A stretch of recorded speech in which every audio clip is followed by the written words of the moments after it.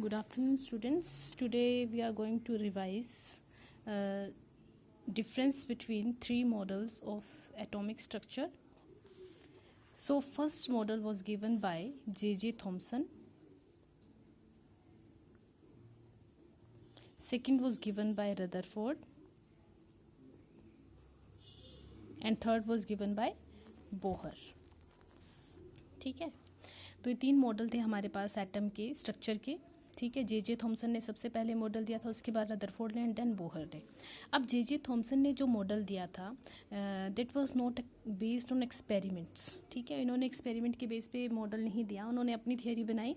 उन्होंने क्या बोला कि देखो इलेक्ट्रॉन और प्रोटॉन जो थे डिस्कवर हो चुके थे. उन्होंने क्या बोला कि इलेक्ट्रॉन एंड प्रोटॉन्स जो हैं वो प्रेजेंट एटम में कैसे हैं कि जो एटम है that is a positively charge sphere. क्या है, एक पॉजिटिवली चार्ज स्फीयर है जिसमें जो नेगेटिवली इलेक्ट्रॉन्स होते हैं they are embedded, in which electrons are embedded. अब उन्होंने कंपैरिजन किया एक वाटरमेलन के साथ इसका, कि वाटरमेलन में जैसे जो रेड पार्ट है दैट आर प्रोटॉन्स और जो सीड्स हैं उसके वो हैं इलेक्ट्रॉन्स. ठीक है, और सेकंड में उन्होंने क्या बोला, जो प्रोटॉन है प्लस जो इलेक्ट्रॉन है किसी भी एटम में they are present in equal magnitude. ठीक है, they are present in equal magnitude मतलब they cancel the effect of, मतलब जैसे अब जैसे सोडियम की बात करें, सोडियम में 11 इलेक्ट्रॉन प्रेजेंट होते हैं एंड 11 ही प्रोटॉन प्रेजेंट होते हैं. So they will cancel the effect of each other and atom as a whole become neutral. ठीक है, ये उन्होंने 2 पॉइंट बोले थे एटम के स्ट्रक्चर के बारे में. ठीक है, एक तो उन्होंने बोला कि positively charge sphere in which electrons are embedded and second उन्होंने बोला जो पॉजिटिव और नेगेटिव पार्ट है they are equal in magnitude so they will cancel the effect of each other and atom as a whole become neutral. अब Rutherford ने experiment किया, हमें पता है डबली चार्ज हीलियम एटम जो थे जिनको अल्फा पार्टिकल्स भी बोला जाता है, उनको उन्होंने स्ट्राइक किया गोल्ड फॉइल पे. ठीक है, और ऑब्जर्वेशंस थी जो वो एक्सपेक्टेशन से अपोजिट थी. मतलब उन्होंने एक्सपेक्ट किया था कि पॉजिटिवली चार्ज, जैसे पॉजिटिव चार्ज को जब यहाँ पे उन्होंने पास किया गोल्ड फॉइल से. ठीक है, अगर जो है गोल्ड फॉइल, जैसे मान लो ये गोल्ड फॉइल है, एटम्स है यहाँ पे. ठीक है, अगर ये सारे पॉजिटिव जैसे एटम जो हैं वो पॉजिटिवली चार्ज स्फीयर है, यहाँ पे उन्होंने क्या बोला, जे थॉमसन ने बोला था जैसे पॉजिटिव, अगर ये पॉजिटिवली चार्ज यहाँ पे ज़्यादा है, ठीक है, पॉजिटिवली चार्ज स्फीयर है मतलब कहीं भी सभी जगह पॉजिटिव चार्ज स्प्रेड हुआ है, तो मतलब जब ये पॉजिटिव चार्ज इसके साथ स्ट्राइक करेगा तो मैक्सिमम यहाँ पे डिफ्लेक्शन होनी चाहिए थी. But results were opposite, result ऐसे नहीं थे. जो मैक्सिमम रेज थी they were passing straight from the atoms. ठीक है, और जो कुछ एक थी जहाँ स्मॉल डिफ्लेक्शन हो रही थी और 12,000 में कोई एक रे थी जो कि मैक्सिमम डिफ्लेक्शन 180 के डिग्री पे स्ट्राइक करके वापस आ रही थी. ठीक है, तो उन्होंने क्या बोला कि पॉजिटिव पार्ट जो है एटम के किसी सेंटर में, मतलब सेंटर में प्रेजेंट है, एक पर्टिकुलर पार्ट में ही प्रेजेंट है पॉजिटिव पार्ट, और उसको उन्होंने नाम दे दिया न्यूक्लियस का. ठीक है, न्यूक्लियस इज प्रेजेंट, उन्होंने मेनली न्यूक्लियस की डिस्कवरी की थी. Nucleus is present in the centre और आउटर मोस्ट शेल में इलेक्ट्रॉन्स प्रेजेंट हैं. और साथ में उन्होंने क्या बोला, न्यूक्लियस इज रिस्पॉन्सिबल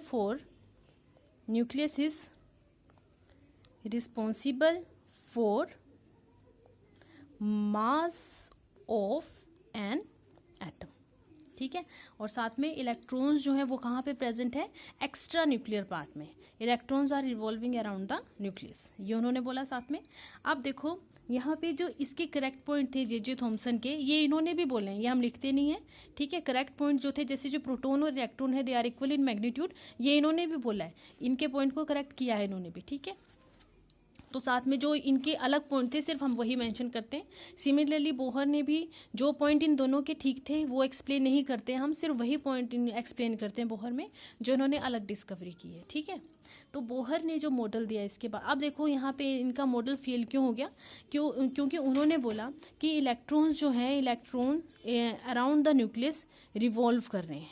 मतलब उन्होंने सिर्फ बोला they are revolving around the nucleus, but अगर ये रिवॉल्व कर रहे हैं, अगर कोई भी चार्ज पार्टिकल, इलेक्ट्रॉन क्या है, एक नेगेटिवली चार्ज स्पीशीज है, अगर कोई भी नेगेटिवली या positively charge species circular path में रिवॉल्व कर रही है then it will lose its energy. और अगर अपनी एनर्जी लूज करेगा तो ये पाथ जो है इसका छोटा छोटा छोटा होता जाएगा और लास्ट में कहाँ पे, न्यूक्लियस के अंदर फॉल कर जाएगा। अगर ये न्यूक्लियस के अंदर फॉल करा है, इट मीन्स एटम क्या हो गया, अनस्टेबल हो गया, विच इज नॉट पॉसिबल। अगर एटम जो है अनस्टेबल हुआ तो मैटर की फॉर्मेशन ही नहीं होगी। अब बोहर ने थर्ड मॉडल दिया, उन्होंने इसी लिमिटेशन पे इनकी काम किया। उन्होंने क्या बोला, इलेक्ट्रॉन्स आर रिवॉल्विंग, रिवॉल्व तो कर रहे हैं बट इन डेफिनेट शेल्स। ठीक है, उन्होंने कौन कौन से शेल्स बोले, KLM एन शेल्स हैं, इनमें ये रिवॉल्व कर रहे हैं। And while revolving they do not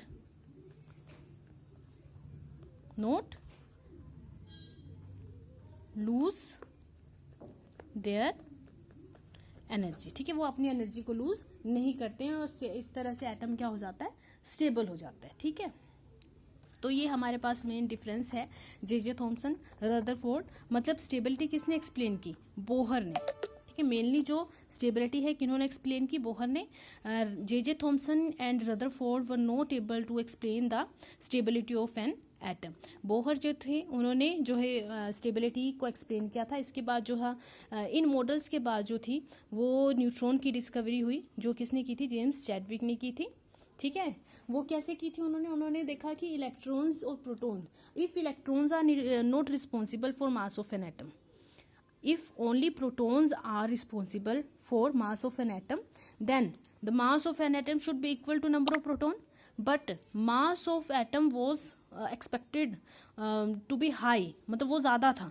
जैसे अब सोडियम की बात करें, प्रोटॉन नंबर 11 है बट उसका मास क्या होता है 23।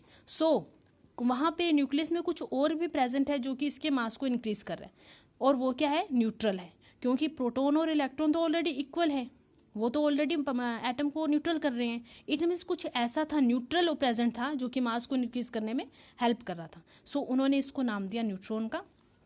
न्यूट्रॉन इसमें 12 है और इसका मास क्या हो गया 23। ठीक है, तो ये हमारे पास डिफरेंस है। रिवाइज करो बेटा सभी ये चैप्टर अच्छे से, थर्सडे को तुम्हारा इस चैप्टर का टेस्ट होगा। ठीक है, और सभी ने ध्यान से क्वेश्चन आंसर पढ़ने, इस बार बहुत मिस्टेक्स की है सभी ने। ओके बेटा, thank you and have a good day for all.